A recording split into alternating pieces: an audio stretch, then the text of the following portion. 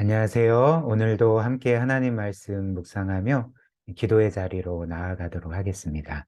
오늘은 마태복음 16장 13절부터 17절까지의 말씀 통해서 베드로의 고백, 주는 그리스도시요 살아계신 하나님의 아들이시니이다.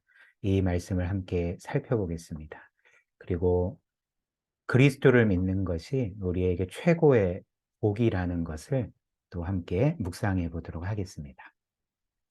오늘 본문 말씀처럼 예수님은 제자들과 함께 빌립보의 가이사랴 지방에 도착을 하셨습니다. 그리고 그때 예수께서는 제자들에게 이런 질문을 하셨던 거죠. 13절처럼 사람들은 인자를, 즉, 나 예수를 누구라고 하느냐라고 물으셨습니다. 이에 대해서 제자들은 어떻게 답했을까요? 14절 보시면 우리에게 이렇게 전해주고 있죠. 제자들이 대답하였다. 세례자 요한이라고 하는 사람들도 있고 엘리야라고 하는 사람들도 있고 예레미야나 예언자들 가운데서 한 분이라고 하는 사람들도 있습니다. 이렇게 답을 드렸습니다. 이 말씀을 들은 예수님은 또 다시 제자들에게 물으셨는데요. 이때는 사람들이 예수님에 대해 어떻게 생각하는지가 아닌 제자들 자신이 예수님에 대해서 어떻게 생각하는지를 물으셨습니다. 즉 15절처럼 그러면 너희는 나를 누구라고 하느냐 이렇게 물으셨던 거죠. 이에 대해서 12 제자 중에 베드로가 대표로 하여서 예수님께 그들의 신앙을 고백을 했는데요. 16절입니다. 시몬 베드로가 대답하여 이르되 주는 그리스도시요 살아계신 하나님의 아들이시니이다 라고 그들의 신앙을 고백을 했던 거죠. 그리고 이 답을 들은 예수님은 베드로의 대답을 칭찬하셨습니다. 17절입니다. 예수께서 대답하여 이르시되 바요나 시모나, 여기에서 바요나 시모나는 베드로의 또 다른 이름이죠. 요나의 아들 시모나 베드로야, 너에게 복이 있도다. 이를 너에게 알게 한 이는 혈육이 아니요 하늘에 계신 내 아버지시니라. 이렇게 말씀을 하셨습니다. 그래서 이 베드로의 고백에서 예수님께서 인정하신 바는 무엇이겠습니까? 베드로의 고백처럼 내가 진짜 그리스도요 살아계신 하나님의 아들이다라는 것을 이제 암묵적으로 인정을 하셨고요.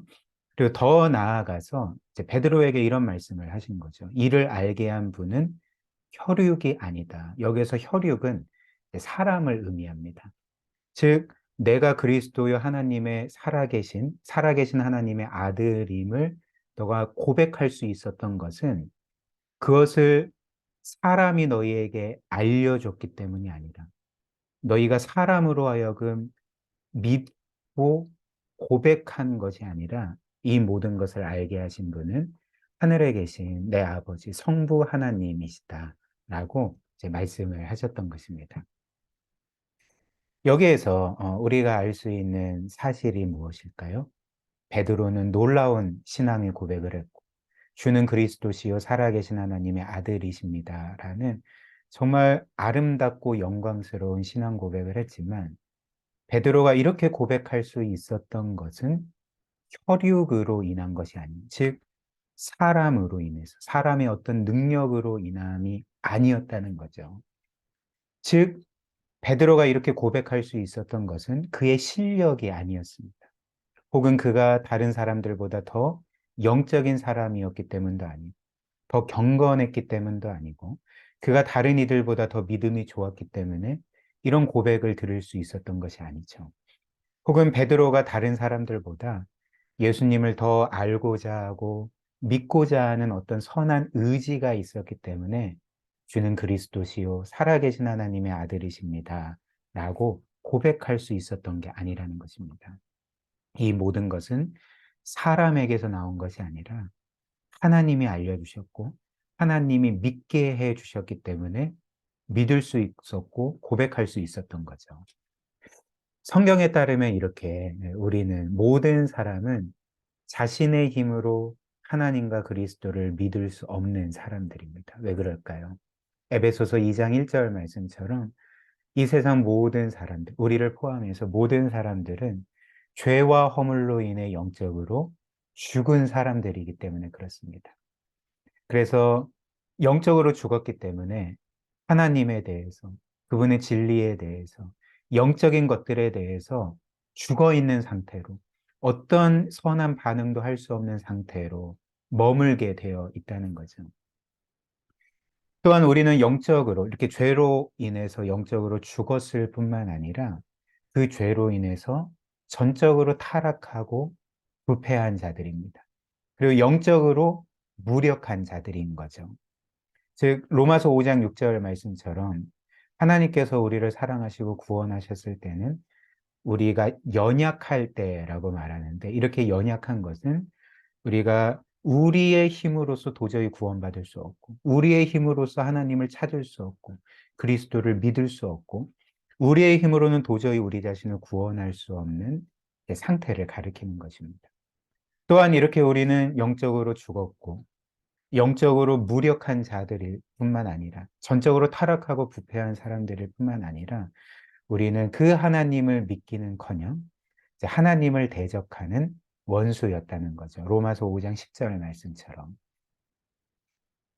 그러나 성경이 우리에게 또 다른 면에서 알려주는 진리가 무엇입니까? 하나님은 이런 우리를, 죄인이었고 영적으로 무력하였고 그분을 대적하던 원수였던 우리를 지극히 사랑하시고 긍휼히 여기셔서 이렇게 죄와 허물로 죽었던 우리를 그리스도와 함께 그분이 우리를 위해 이루신 구원으로 인하여서 우리를 살리셨다는 것입니다.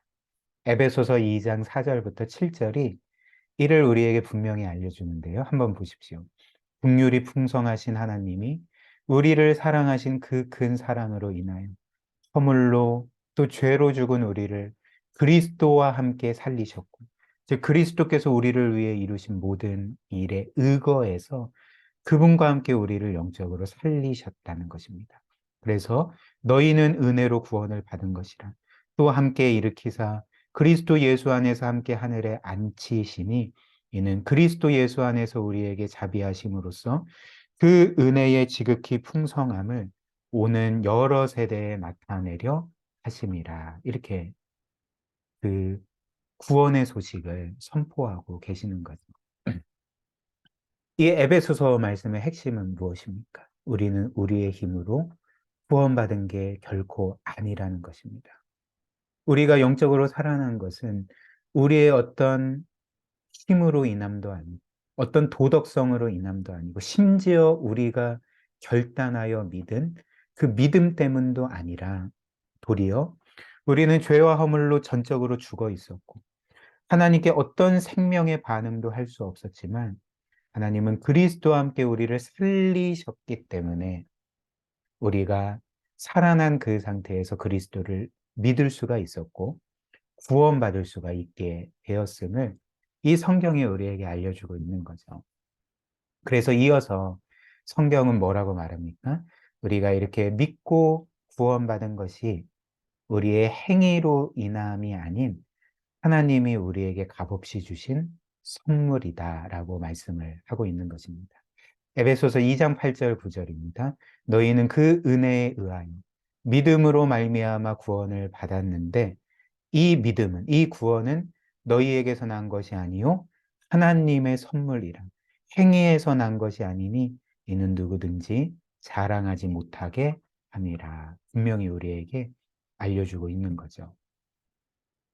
또한 마지막으로 예수님은 이렇게 베드로가 예수님을 그리스도시요 살아계신 하나님의 아들이십니다 라고 믿고 고백한 것을 두고 너는 복이 있다. 베드로야, 너는 복을 받았다라고 말씀을 해주셨습니다.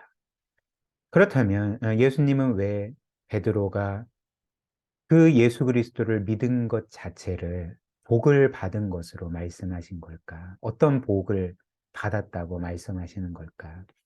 사실 우리는 신앙생활을 하면서 우리가 예수님을 믿은 것 자체를 복으로 여기기보다는 믿은 이후에 우리가 하나님께 원하는 것, 우리가 원하는 것을 하나님에게서 받은 것 자체를 이제 복이라고 생각하는 것 같습니다.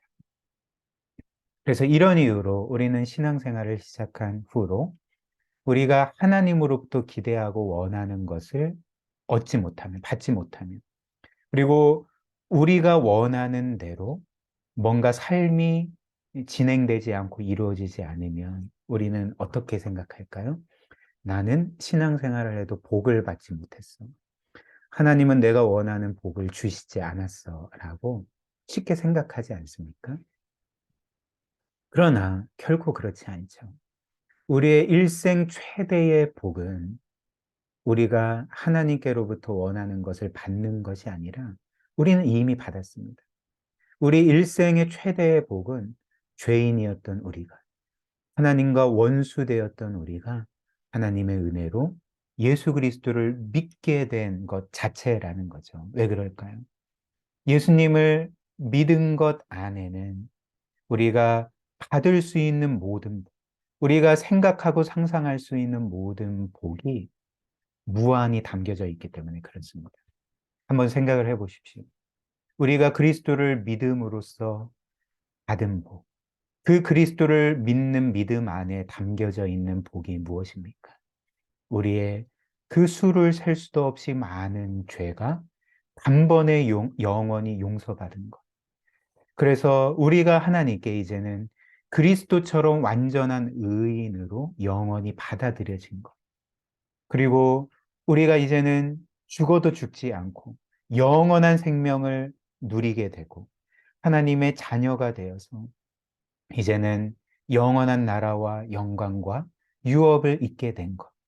그리고 이제 하나님의 자녀로서 우리는 그분의 영원한 사랑을 받고 누리게 되고 그분의 보호하심과 인도하심을 받는다는 것.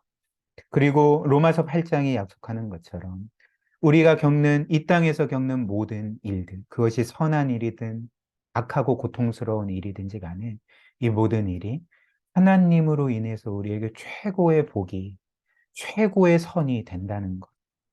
이 모든 복이 우리가 예수 그리스도를 믿을 때 단번에 영원히 받게 된 복이라는 것입니다. 즉, 우리는 그리스도를 믿음으로 이렇게 셀 수도 없이 많은 복을 이미 받은 사람들이라는 거죠. 그러나 우리의 실제의 삶은 어떨까요? 우리는 예수 그리스도를 믿은 것 자체를 우리의 최고의 복으로 여기지 아니하고 또 우리가 예수 그리스도를 믿었을 때 이미 받은 그 셀 수도 없이 무한하고 영원한 복은 생각지 않고 오히려 우리에게 없는 것에 몰두하여서 구원의 기쁨과 감사함도 없이 늘 불평하며 낙심하며 하나님은 나에게 복을 주시지 않았어 라고 그렇게 구원의 기쁨 없는 감사함 없는 삶을 살고 있지는 않습니까? 그러나 그 어떤 찬송가의 가사처럼 우리가 그리스도 안에서 이미 받은 복을 한번 세워 보십시오. 우리가 그리스도를 믿은 일이 얼마나 기적적인 일이었는지, 그리고 그 안에서, 그분 안에서 우리가 정말 받은 복이 얼마나 무한하고 영원한지를 한번 기억해 보십시오. 이 모든 복을 세워 보십시오. 그것을 기억할 때 우리는 정말 이 수를 살 수도 없이 엄청난 이 무한하고 영원한 복으로 인해서 우리는 구원의 기쁨과 감사함을 누릴 것이고 늘 참 하나님의 은혜를 기억하며 복된 삶을 살아갈 수 있게 될 것입니다. 오늘 말씀 기억하며 함께 기도할까요? 우리는 우리 힘으로 그리스도를 믿을 수 있는 사람들이 아니었습니다. 오직 하나님의 은혜로 그분이 값없이 주신 선물로서 그리스도를 믿게 된 것이죠. 이렇게 우리가 그리스도를 믿게 된 것이 얼마나 기적적인 일인지를 늘 기억하게 해달라고, 복음을 기억하게 해달라고 함께 기도하고요. 또 그리스도를 믿음으로 그분 안에서 우리가 이미 받은 그 셀 수도 없이 많은 복을 늘 헤아리면서 기쁨과 감사함으로 그 구원의 감격으로 하루하루를 살아갈 수 있는 우리의 복된 삶 되도록 오늘 또 그런 은혜 우리에게 주시도록 함께 기도하도록 하겠습니다.